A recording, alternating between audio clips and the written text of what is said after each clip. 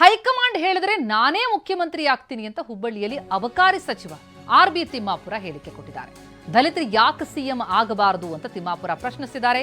ಮುಖ್ಯಮಂತ್ರಿ ಮಾಡಿದ್ರೆ ಯಾರು ಬೇಡ ಅಂತ ಹೇಳ್ತಾರೆ? ಸಿಎಂ ಆಗಲು ನನಗೆ ಅಷ್ಟು ಶಕ್ತಿ ಇದೆಯೋ ಇಲ್ವೋ?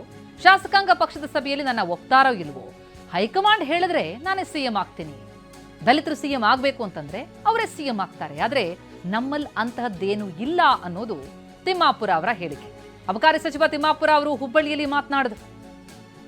ಸಿಎಂ ವಿಚಾರಕ್ಕೆ ಸಂಬಂಧಪಟ್ಟಂತೆ ತಿಮ್ಮಾಪುರ ಅವರ ಹೇಳಿಕೆ ಇದು. ಒಂದೊಮ್ಮೆ ಹೈಕಮಾಂಡ್ ಹೇಳಿದ್ರೆ ನಾನೇ ಸಿಎಂ ಆಗ್ತೀನಿ ಅಂತಿದ್ದಾರೆ ತಿಮ್ಮಾಪುರ. ನಿಮ್ಮ ಅಭಿಪ್ರಾಯಕ್ಕೆ ತುಂಬಾ ಥ್ಯಾಂಕ್ಸ್. ಇದಕ್ಕೇನಲ್ಲಿ ಒಳ್ಳೆ ಅಭಿಪ್ರಾಯ ಹೇಳ್ತಿದ್ದೀರಿ. ಅವಕಾಶಗಳು ಇದೆಲ್ಲ CLP ಆಗಬೇಕು, ಜನ ಆರಿಸಿ ಕಳಿಸ್ಬೇಕು, ಇವೆಲ್ಲ ಇರ್ತವೆ. ಯಾರಾಗಬಾರ್ದು? ನೀವು ಅಲ್ಲಿತ್ತೀಯಾ? ನೀನು ಮುಖ್ಯಮಂತ್ರಿ ಮಾಡಿದ್ರು ಅಲ್ಲಿತ್ತೀಯಾ? ಹಾಂ, ನಾನು ಹೊತ್ತೇನು, ನಾನು ಯಾಕೆ ಆಗಬಾರ್ದು?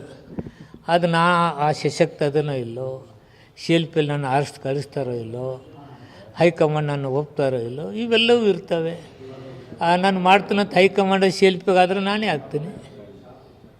ನಾನು ದಲಿತ ಇದ್ದೀನಿ, ನಾನು ಯಾಕೆ ಆಗ್ಬೋದು? ನಾನು ಆಗ್ತೀನಿ.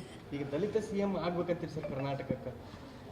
ಹಾಂ, ದಲಿತರೊಬ್ಬರು ಸಿಎಂ ಆಗಬೇಕು, ದಲಿತರು CM ಆಗಬೇಕು, ಮತ್ತೊಬ್ಬರು ಆಗಬೇಕು. ಇದು ವ್ಯವಸ್ಥೆ ಹೆಂಗಿದೆ?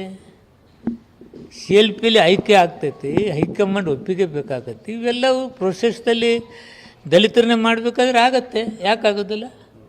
ಅದೇನು ಇರಲಾರ್ದೆ ಟಿವಿಯಾಗ ಹೇಳ್ಕೊಂಡು ನಾನು CM ಆಗ್ತೀನಿ. ನಮ್ಮ ಉತ್ತರ ಕರ್ನಾಟಕದವ್ರು ಯಾಕೆ ಆಗ್ಬಾರ್ದು? ನಿಮ್ಮ ಅಭಿಪ್ರಾಯಕ್ಕೆ ತುಂಬ ಥ್ಯಾಂಕ್ಸ್. ಇದಕ್ಕೇನಲ್ಲಿ ಒಳ್ಳೆ ಅಭಿಪ್ರಾಯ ಹೇಳ್ತಿದ್ದೀರಿ. ಅವಕಾಶಗಳು ಇದೆಲ್ಲ